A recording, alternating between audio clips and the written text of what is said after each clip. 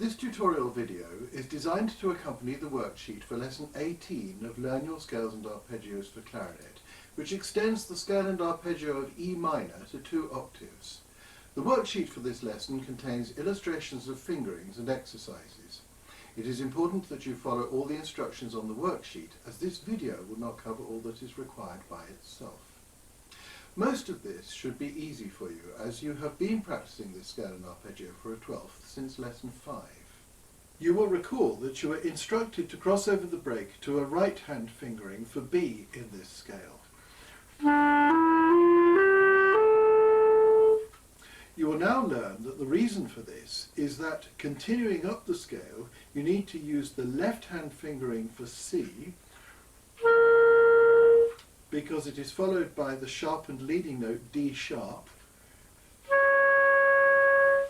which can only be played in the right hand.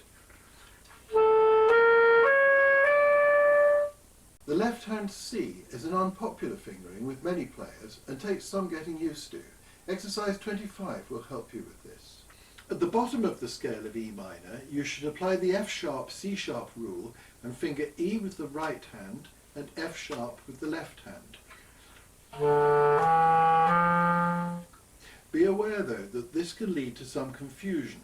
Having moved to left hand F sharp at the bottom, you may be tempted to repeat the movement in the second register and move from right hand B to left hand C sharp. This is a common mistake, and of course we need a C natural.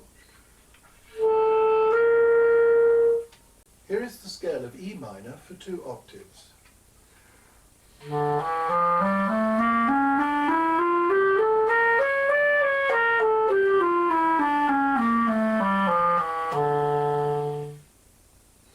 In the arpeggio of E minor, you should use the same right-hand fingering for bottom E and second register B.